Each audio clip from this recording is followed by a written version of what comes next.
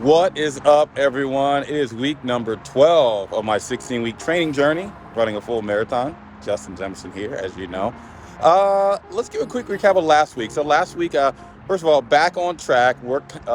Crazy work schedule kind of had me a little off track, but back on track. So last week I ran 35 total miles, longest run being 17 miles. And for this upcoming week, I'm running a total of 36 miles, and my longest run being 18 miles. And we only have one more week before we start tapering down and start, doing that little cool down before race day. And I'm looking forward to it. So the weather this week, actually towards the middle of the week, is going to be pretty good. It's going to be almost 80 degrees on Wednesday. And then, temperatures hover around the mid to high 50s, and then you get some 60 degrees in there. But, I hope the cold is gone for good. So, I've seen crazier things, or in this case, in terms of temperature, I felt crazier things. Right? But I'm ready for it. All right, guys. First of all, can I say Mother Nature really needs to make up her mind? I mean, it's hot, it's cold, it's hot, it's cold. I mean, a few days ago, it was like 70 degrees. Now it's back in like the high 30s. I'm like, I am sick of this cold weather, but what can I expect in the great state of Ohio? Anyway, rant over. Hi. Hi. Valerie, meet the viewers. Viewers, meet Valerie. Hi. Valerie is a friend of mine. She is an expert in the field of psychology. She works as a clinical psychologist here in town, and she is saving the world of mental health one day at a time. She actually has a PhD in psychology. See, that stuff goes way over my head. She's awesome. I just like to say that the world needs more people exactly like her. So sweet. But anyway, I've got Valerie on today as another special guest talking about the concept of fear. From a psychologist standpoint, I'd like for her to talk about, I've got her here to talk about what is fear? Let's go back to the base, what is fear? Because when it came to training for a marathon, I can't fathom running a full marathon. I've run 7 half marathons, and every year I'd be like, okay, next year I'm going to do a full marathon. Then next year it roll around, and I'm like, okay, I'll do the half again. Then I'll be like, next year rolls around. Next year.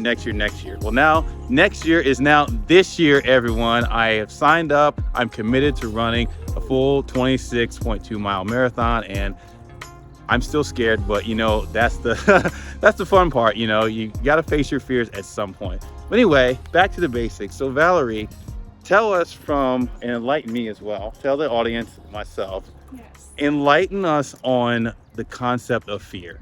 What is fear? Okay, yeah. Great question. So I would say fear is a threat of harm, either a realistic threat or an unrealistic threat. And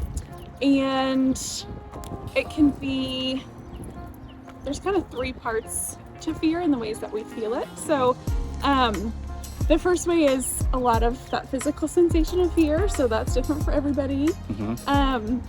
Some people get, butterflies in their stomach, or they get really tense, or have headaches or migraines, or it really can look different for everybody. But that's kind of that physical piece of fear. So that's kind of one piece of it. And there's also definitely that emotional part of fear that we probably think of the most, where it's just that feeling that you have, that emotional piece. And then there's also a big cognitive piece to fear as well. So really those thoughts that we tell ourselves about those fears, again, whether they're real or not. And fear is actually a really helpful thing. There's a lot of reasons why we should be afraid. Right. Keeps us out of harm, right? Exactly. Keeps us out of harm's way. Yes, it keeps us safe. So there's a lot of things that we should be afraid of, and fear kind of gives us that kick to stay safe. But there's also times where our fear is of things that are not really realistic. And so that can get in the way of us being able to do things that we enjoy and live our lives. So yeah, I think that's fear in a nutshell. That's fear. See, thanks for your explanation. See, I wouldn't be able to explain it like that. Like I said, psychology goes way over my head. That's why I have the expert here. I love surrounding myself with people who are smarter than me, because guess what, everybody? If you're the smartest person in the room, you're probably in the wrong room. Okay, see, I would have explained fear like this. It's something I'm afraid of, and it's something I want to run away from. See, that's it. Keep it simple. Keep it simple. Yeah. Keep it simple. All right, anyway, so I got one more question for you, Valerie. Thanks again for that explanation. if a person wanted to face his or her fears, like describe like the process from start to finish of facing a fear. Like for me, last year I underwent a lot of, is that the right way to say it? Undergone.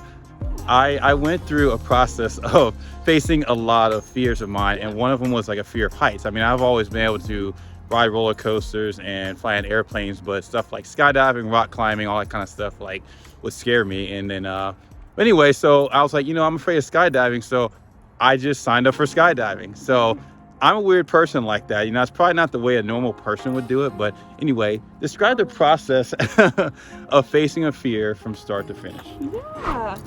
Okay, so first of all, I'm glad that you brought up talking about facing fears, because it's actually really important.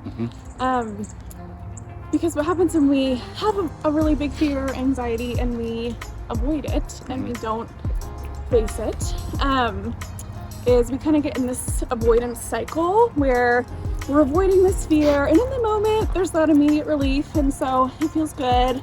So we're avoiding that uncomfortable feeling of fear, anxiety. But then what happens is then it almost makes it more scary, and we get more anxious about it because we haven't gotten to practice skills to cope with it, so we're not really confident doing it, and we also don't really have a positive experience to say, oh, I did this thing and it wasn't that bad, because we just keep avoiding it. And so it's very important to face your fears. So kudos to Justin for going for it. It's definitely can be an uncomfortable thing. But yes, there's a couple ways kind of to face your fears. The technique that you went for really is kind of called flooding, where you were afraid of skydiving and afraid of heights, and you just did it, and you went for it. I flooded which is it. Very brave. It's flooding. And that's kind of right. Flooding. I'm drowning, everybody. But for a lot of people that can feel very overwhelming and scary. So another way to kind of face your fears is to do really like exposures. And so you can build kind of a fear ladder or a fear hierarchy, and kind of slowly build up by facing your fear. So you can start with whatever the top thing is that you want. So maybe skydiving is your big goal, or maybe even just something simple like snakes. Like maybe you're afraid of snakes, you want to hold a snake. Like that's your goal. So that's kind of at the top of your ladder. And then you kind of start from the bottom and start with simpler things. So maybe first we look at a picture of a snake, and then we go to the zoo and see a snake behind the glass, and then maybe we're in the same room with a snake that's outside of a cage, and then maybe we touch a snake, and then we get up to kind of holding a snake. So you can really do that with any fears that you have. I know heights is one that you have shared too, so kind of maybe gradually building up to things that are higher, feel scarier for you. So that's kind of how you can do it. And also important as you're doing it is make sure that you kind of talk about some tools to make that go smoothly so it's not so overwhelming. So we talked about kind of those three pieces of fear, so that emotional piece, but also the cognitive and the physical. So really important to have like some calming strategies ready to go for when you're gonna face one of those fears, whether it's like taking some deep breaths or some mindfulness techniques, some grounding techniques to kind of calm your body. And then also important to kind of identify those thoughts that you have that may not be realistic thoughts, but are making you feel more worried. So, things like if I touch the snake, it's gonna bite me and kill me. Or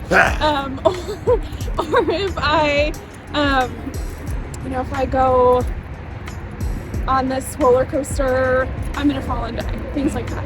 And kind of catching those thoughts and replacing them with more helpful, realistic thoughts. So lots of people have been in this room with the snake before and they've been fine. It's helped a lot. Or this roller coaster is really safe.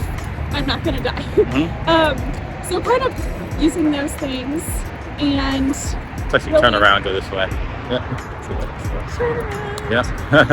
But yeah, so using both of those, both kind of the calming things to calm your body and also things to really catch those worried thoughts and flip them around with some more realistic things.